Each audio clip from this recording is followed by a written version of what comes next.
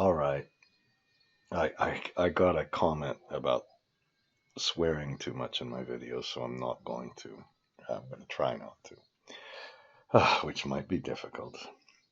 I've not made a video about circular references in, oh my God, like a month or two.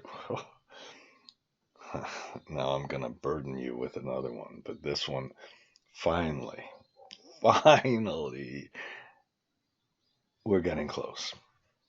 Now, what I'm going to do in this video, let me get to the point, is walk through a very basic kind of model. We have 35 years. I didn't even put a date in here. I can't believe this. We have an EPC cost.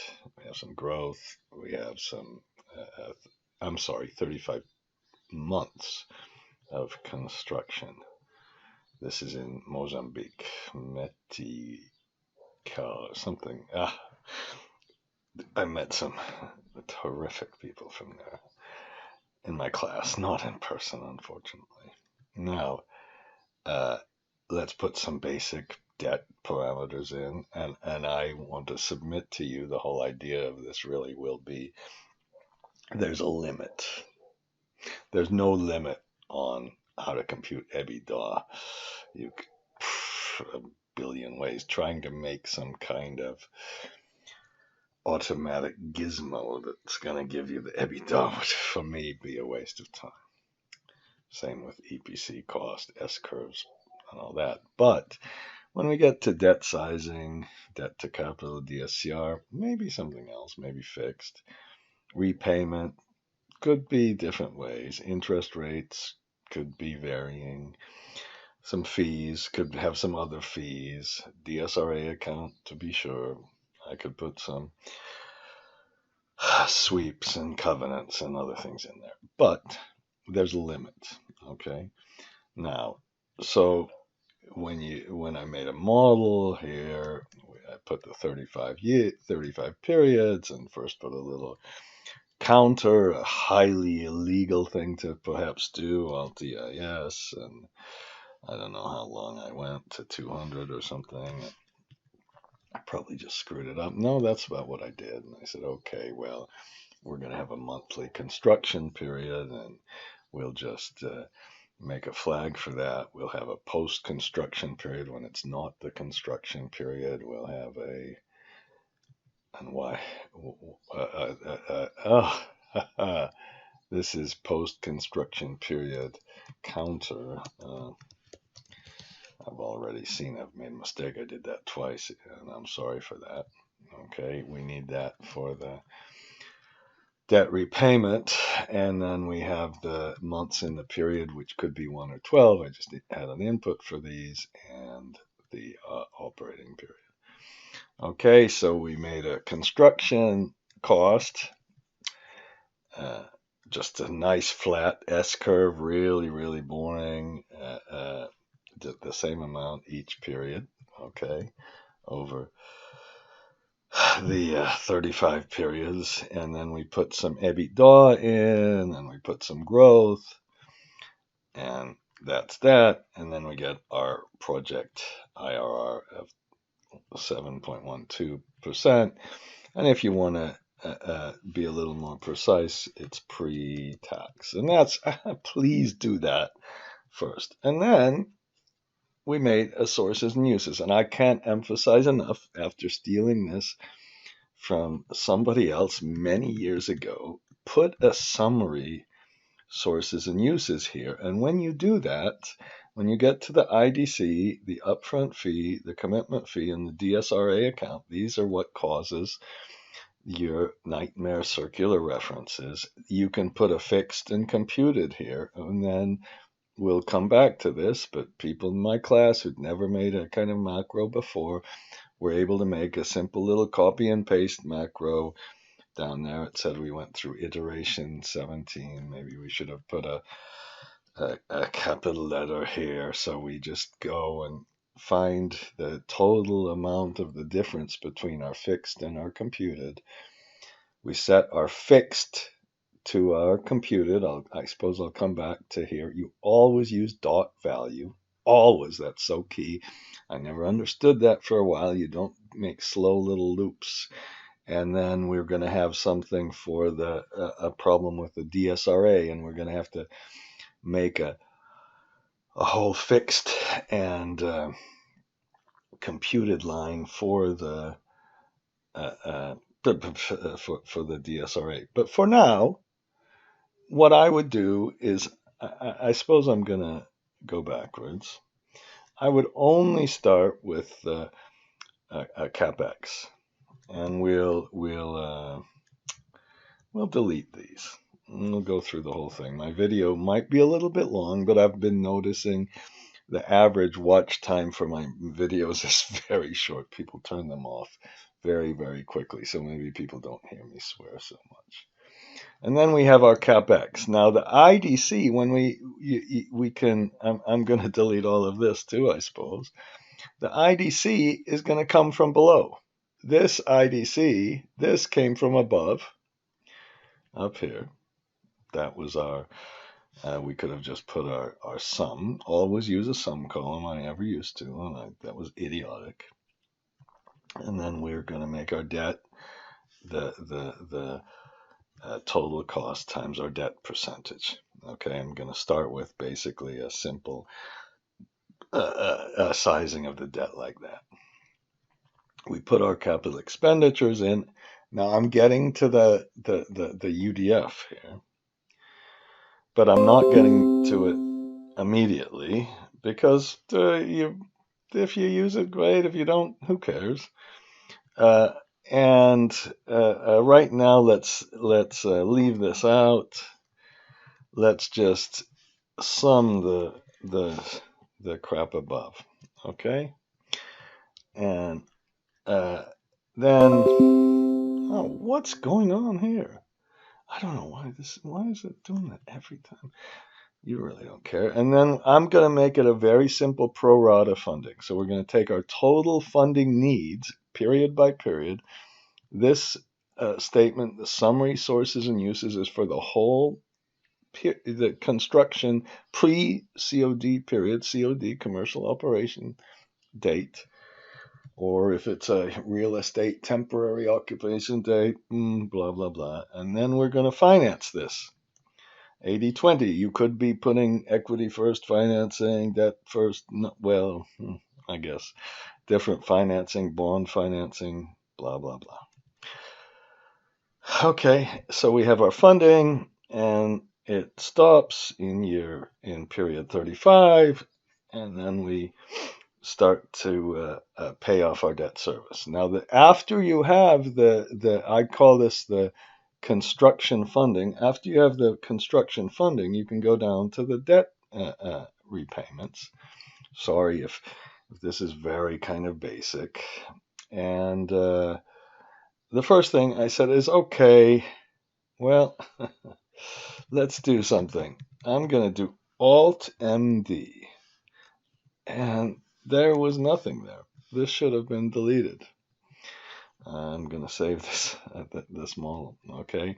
We put our repayment percentage in. Now, the repayment percentage I spent a tiny little bit of time on.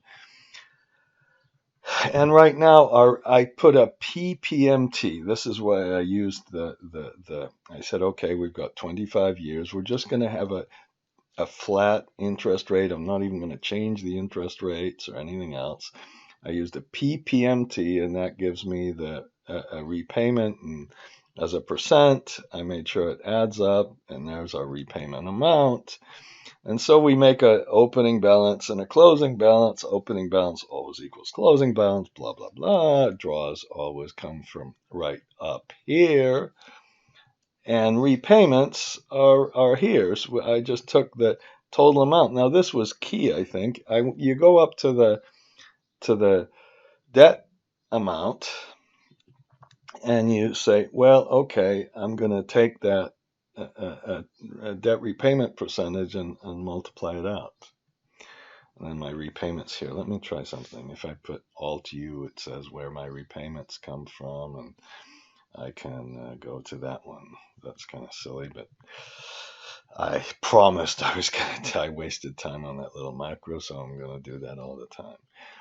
And then we have our annual interest rate, and you could say, oh God, I can never remember exactly how this works with the 360 versus 365. Maybe somebody else made a video on that exciting subject. But basically, it's I'm just simply dividing by 12. Oh, the auditors are going to scream at me for dividing by 12 and multiplying it by the periods in the year. So we go from a low interest rate, and then we suddenly hit our 5%. And then I get my interest cost, and then I got my interest during construction, which is just the interest cost, which was on the opening balance. Please, always the opening balance.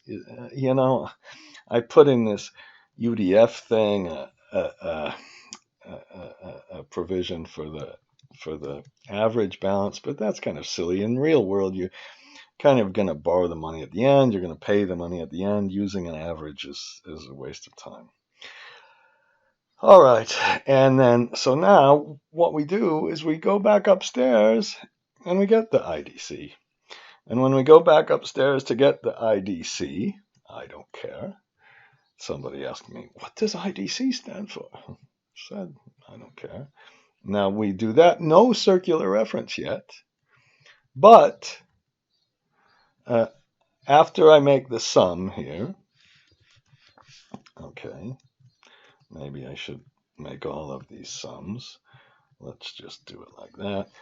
Okay, then I put the IDC up here. It's really not all that big. And then I'm going to get a circular reference, I hope. Oh, shit. Just a minute.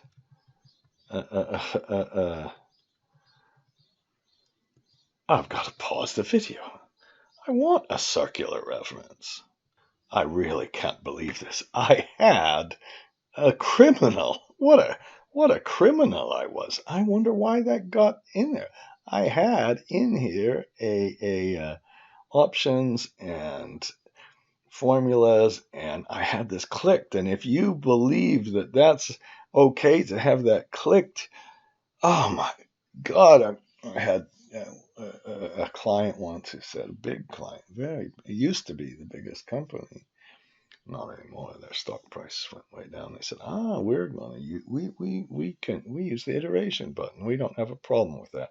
Can't do a goal seek. It makes the model so unbelievably unstructured. Now, when you do this, look at the blue arrows. It goes up and down and up and down and up and down. Now, I have made other videos, and I kind of say, like in this class I made a video and said, okay, if we have a acquisition financing and we want to compute the interest on the average rate, but the average depends on the closing balance, but the closing balance depends on the cash flow depends on the interest. Those kind of problems are really easy to solve with an elegant UDF. They really, really are. But these kind, when you have to go forward, go back, and all this, they get more difficult. Trying to write your UDF, you can easily do that, but it takes a little bit of time. So what we do is we kind of put some fixed number in, and then I get my computed number from this instead of the. Come on, see. I'm gonna have to delete this for a minute. I'm going to get my computed number from here. And then when I put this in, I'm going to use the fixed number. And then I'm going to take the difference of this minus that. And then I'm going to name this one, I guess from up here, a range name, computed. And then I'm going to name this one a range name called fixed. And then in our model, all we do is, again, I've shown you this before, but we said range fixed. And that can be a multiple array, whatever, equals range value. I don't need this one yet. Maybe I'll put a little single quote here. And then I'm going to see how long it takes to kind of resolve this circular reference with the little iteration button.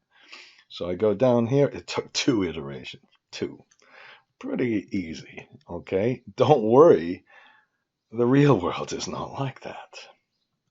Okay, and then we're not quite finished because we go downstairs and then we say, okay, let's put a financial close flag. I used to be so lazy, and let's get this debt commitment. Notice how this debt commitment changed a little bit because we had the IDC. And then we get our total upfront fee, and we go backwards and do the same process. Put an equal sign, go downstairs. Whenever you go downstairs, you have a little bit of a problem. Okay. And then you put that one in. And then this time, we're going to put the computed fee over here because we know it's going to cause another circular reference. I'll put 400 and I'll put the difference, Control D, and then I'll make this equal to the fixed. Okay, anybody who acts like they're so magically model optimization, oh my God, you're so advanced. You just click on this again, and because you made a ranged name, it all works. Okay, so we're not finished. We go down to the commitment fee, and for the commitment fee, we have a, if they give you a 1 point, shut up. I'm not swearing, and I'm not being mean or anything like that. I'm not being a nasty old half-dead man here. I'm putting the total commitment up here minus the opening balance, so we don't have anything in the very first period, and then I'm computing my little fee on the amount we don't borrow, and this should go down to 0, hopefully by the end of the construction period, or if you want to call it the availability period and be a little bit fancier. That sounds a little fancier, doesn't it? You should use fancy names whenever you possibly can. That's a lot of what finance is about, it seems. And then we have the same thing, and we put our little computed commitment fee in here. They're not very big. I'll put 400. Oops. I've got this gaming computer because my other computer I dropped on the floor so much. Then we have another difference. It caused a difference in the other things, and we just put our model optimization, and it's all working very quickly because it's all working so wonderfully kind of quickly because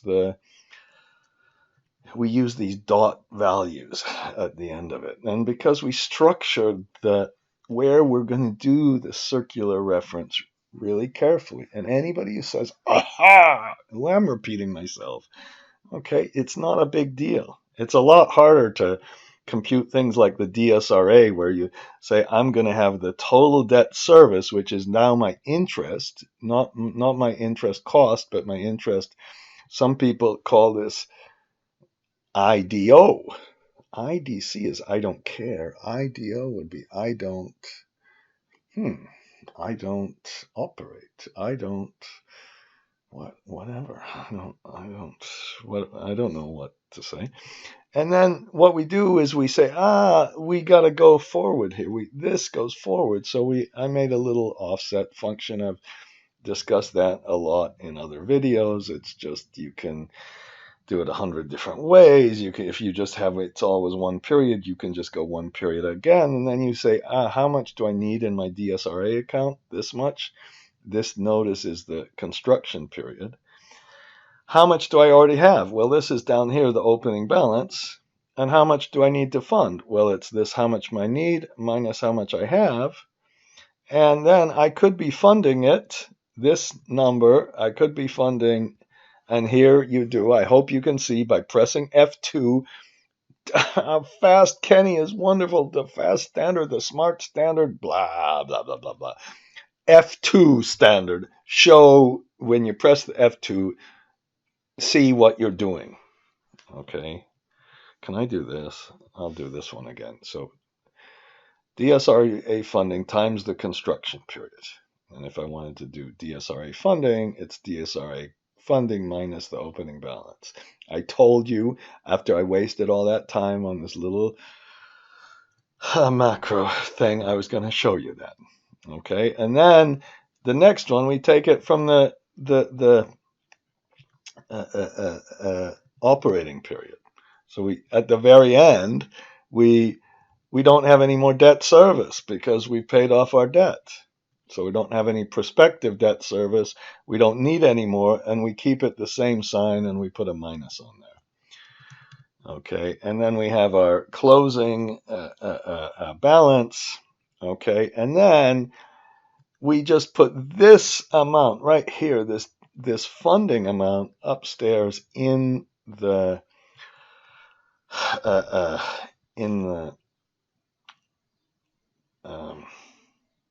I'm thinking this amount. I can't talk. It's hard. We get it. This time it's, now look at this horrible blue arrows. Ooh, I used to hate the blue arrows so much. And I cry when I get the blue arrows. Not anymore. Not so much anymore. But this one, it doesn't. Last time we got the blue arrows when we did this one. I should really think, because the DSRA could be in any period maybe, and when you have the DSRA, it's affected by the debt, but the DSRA affects the debt. I don't know why it kind of was a little different. Now what you would have to do is, since we use this amount later on, what I suggest to do is just to go upstairs, get the total funding needs. Okay, it's all not working really very well. And then how about this? We'll copy and paste that special as values. Now, what I did, now we have an amount, and we better, before I forget, this is kind of what I forget a lot. This computed DSRA is here. The fixed is 1500, and we're going to put an equal sign and take it from the fixed. Now, this time, I suggest selecting the whole thing, Shift Control F3 to make a little arranged name for that. And then this time we're going to do it with the entire thing. We're going to copy, I'll do it by hand, take the computed, copy, and paste special as value to the fixed. That's what we're doing, but I'm encouraging you kind of not to do that. Then we still get a big difference over here. So when you do that, you can just put that right in your little simple, easy to do copy and paste macro. No big deal. And then we run our model, and then we think, God, am I smart? That was not a swear word. I am so darn smart. I can hardly believe it. Every time we'd make a little change, it's not a big deal. Let's change the construction period to 30 and change the debt to capital to 70. Whenever we make a change, we're going to have to run our little model optimization because we're testing on this value. We're testing on this value to make sure it's not equal to 0. Now, I have gone 22 minutes. 22 minutes that took me to kind of work through that. Now I'm going to show you how you might look at this. Now I'm going to save this as simple model, no UDF. That we'll start with that one. Okay. After I start with this one, you're going to, if you're going to use, now I'm going to show you the UDF. And I have a little UDF template. And this has, what you do is the last time you use the UDF, there's a little button. You click on the little button and you say copy the code. And I'm going to copy this to my simple model, no UDF. Press the button to copy the sheet. And just a minute, okay, and what happens is it plops a big UDF in here. This UDF has to be user-defined function. Sorry to say things like object code, blah, blah, blah, object code, blah. No, no, no, no. You don't need to read a book on uh, VBA. Okay, and then I go to my UDF, and I said, this is kind of already a little bit set up. The first thing you do is you set up I have to leave the one little stupid period for development. Maybe I have to check that. You put in you attach a couple of your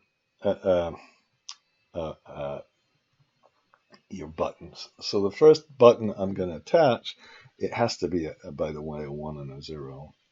Oops. And then I'm going to put this in. Now, it's just a minute. I think I have some other file open. I've got to close a file. Okay, this is a much fancier example where you go through sculpting, you use the UDF to have 10 different debt issues. You can put the DSRA change in the DSCR account and all of this stuff. Okay, and I'm going to close this one. We don't need this template anymore. And let me see, hopefully we have this. And then I'm going to, actually I'm going to close one more file because I think I have a data table in that file. Okay, and when we do this one, now I'm going to press, how about F12, and I'll call it circular example. Now I'm not gonna, I have this temptation to kind of hurry up right now, and I'm not gonna do it. Now, one little thing that might cause a few little problems is this says I can limit the number of iterations. I'm gonna to get this going fast. It does take a millisecond to do, yeah. It really does. So I'm going to attach our timeline first, okay? And then I'm going to do the same attachment with the operating switch, okay? All right, that I did. And then I'm going to attach the construction cost. Okay, and all of these things, by the way, are values right now. And then I'm going to attach the EBITDA. It's kind of exactly like we said. Now, there is no way that every project is the same. There are different little tax rules. There are different depreciation rules, and you might have to modify this UDF. I'm leaving a 0 tax rate in because we're doing a really simple case. And then it says, well, how many different debt issues? I've only got one. You could put a fixed rate debt issue, or you could put in your debt to capital ratio. Or if you go even further, you could say, no, let's set the debt to capital from a DSCR. And then you can say, oh, let's put some equity up front, but we won't do that for now. And right now, let's change this to debt. It's on 2, which is debt to capital. I'm sorry, I'm using some code numbers. And then we have 1. And we're almost finished. We're almost finished. We got to put some debt facility stuff in here. I'm going to see how long the debt takes to repay. Okay, and we'll explain that in a minute, but the essential thing is that you might, see, I just kind of screwed up just now. You might want to do some sculpting here, and now I'm just putting a given debt issue. I'm not going to compute the sculpting. I'm going to say, no, maybe I just want to put a fixed debt issue. In this project I'm working now, they just work through manually kind of what it is, and in a sense what you're doing is you're using that to Oh, if I could get a word out, that would be so great. You're using it to figure out what's the optimal repayment and to figure out how to structure the financing and figure out what's the best method to do to structure it all. So we put that in, and then we might have an upfront fee, and we put in we can go back up to the inputs for that, I suppose. And where is the upfront fee? Come on, here it is. It's the same I had. And then we can do the final thing, which is put the period by period commitment fee. You know, the commitment fee is not like the upfront fee. It's not one time. So we go downstairs, and I happen to cheat by putting this is the periodic commitment fee, even though it says annual. Okay, and I just screwed up because this should be 0, and I'm not even nervous by screwing up. And then we put in the commitment fee. That I have that one period. I should hide that period when I'm doing it. Okay, and then we don't have to put it in for tranche 2. And then we go to our DSRA account, and there are all sorts of different ways you could make your DSRA account. There are all sorts of things you can do with development fees. There are all sorts of things you could do with VAT funding, different kind of fees, all the kind of stuff really at the end of the day related to financing, even development fees. That's for me kind of almost it's a kind of a profit of a financing amount. Now, when you do that, what happens is you go to this sheet, and now I'm so nervous. I'm shaking. Okay, and you go upstairs to the top, and it redoes the calculation for you. This is why I name it the parallel model. Now I'm gonna go back and just change the maximum iterations to something like 10. And you might say, that was a pain to do. Well, I can tell you we're trying to make it very flexible and make it just as easy as we possibly can. Now, I'm a bit nervous now, and before I do this, okay, I entered a little flag wrong up here. I put the operating, in this one, I put the operating period instead of the operating year. But here, let's get to the point. When you do this, look at this. This is just a thing of beauty, isn't it? 144, 396, 400. And then we look at this, 144, 396, 400. So what we can do it in a little fancier way, but right now I'm just going to go to the UDF and get those things. Okay, and then I'm going to make this thing equal to the UDF one.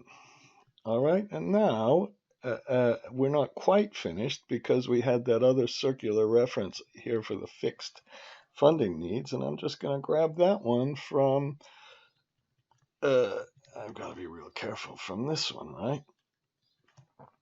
And look, it's the same answer. Aha! Isn't that kind of funny that it really would work? And then, did it take us that long? I'm sure I forgot something. I'm losing my confidence in my old age, but let's if I put 15 iterations, it might take a little longer. Let's leave it 10.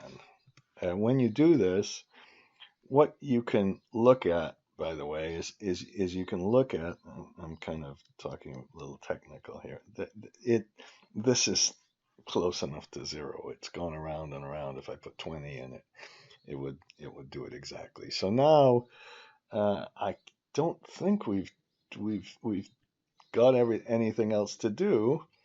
And now let's just do a couple of other things. Let's put 80% debt in. And when I put 80% debt in now, the the circular reference won't work, but the UDF will work, and we'll have the right debt levels, and the funding needs will all work. Oh my God, it's not so hard, is it? And then now let's just do one more thing. Let's say I take this repayment, and I take this one from the UDF repayment, and I go up to the top, and I take the repayment for issue 1. Now, if you'd have 4 issues, it would put the repayment for all 4 issues there. Okay, and then I just copied that across. And then I go to the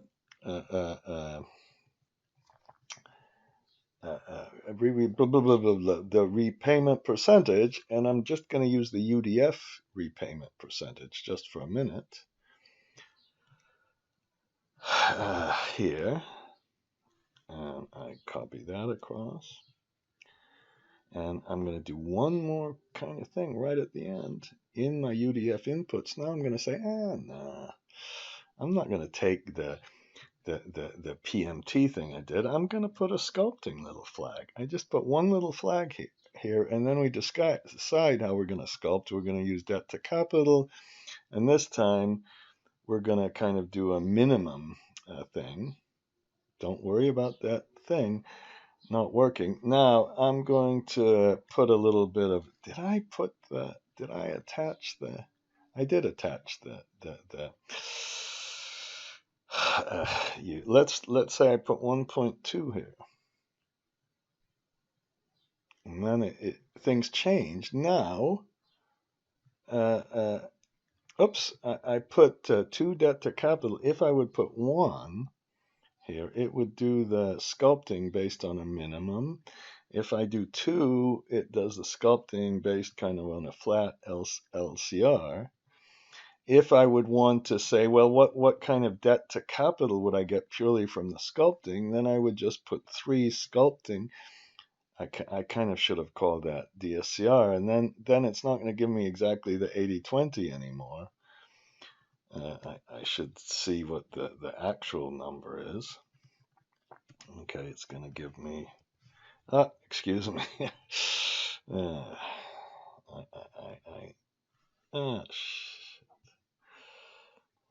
Of course, idiot I am. If I'm going to put a different debt sizing, I've only done this about 1 billion times. Okay, then I'm going to make our total debt come straight from the UDF. Okay, so I can put different debt sizings in, different debt sculptings in. Let me make, okay, I made a little mistake in the model, not in the UDF, I promise. Again, that is somebody who says it doesn't check things. I need to, when I compute the debt to capital, I said, okay, when we do our pro rata, we're going to use the actual debt to capital. So if I put sculpting in, and right now I have way too much. If I put 1.5 in, then I can see how much my debt size is. If I put 20 years in, I can see what happens. If I put a 6% interest rate, I can see what happens. If I put a 1% upfront fee, and every time I'm changing something, the sources and uses are balancing, and right now I'm getting different debt sizes when I do this, or different whatever IRRs. If I would want to go back and change it to 2 for debt to capital, and then I'm going to see what happens now. I have let's put 70% debt to capital in, and then I back into the DSCR. If I let's put 60% debt to capital, or let's put 30 years. Oh no, 25 years of debt. Okay, I'm seeing what happens. It's showing my IRR each time, and the model is working, and I can put all sorts of different sculptings approaches in. If I use the sculpt curved sculpting method I talk about a lot, then you can see how the DSCR gradually gets up to there. But if I can get the bank to agree that to a 1.2 or how about 1.1, let's go even crazier, then I have more curvature, I have a longer average debt life, and I can do all of that. Now, before I go, so that's how easy it is. There are a couple of ironing out little things to do still. I'm gonna save this. Okay, and now I'm going to show you kind of a more complete example. And where's this one? All right.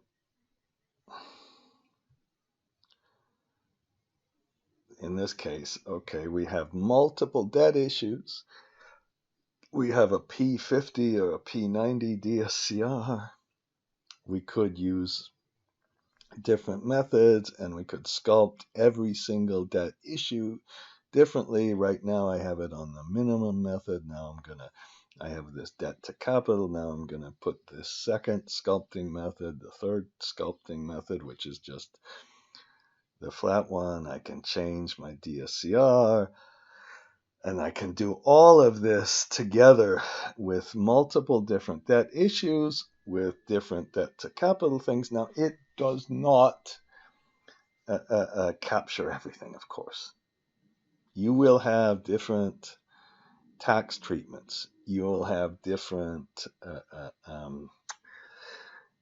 don't know, different criteria. You might have whatever, some different ways to compute the VAT, debt, all of this stuff. And what you'll have to do in that case, you don't have to do anything. If you want to use this, you might well have to then go back and if we right now I'll put some other debt issues in here. So my second debt issue is not sculpted. It would allow you to sculpt this, but I'm not going to do that right now because I've got a little bit of work to do on this, frankly.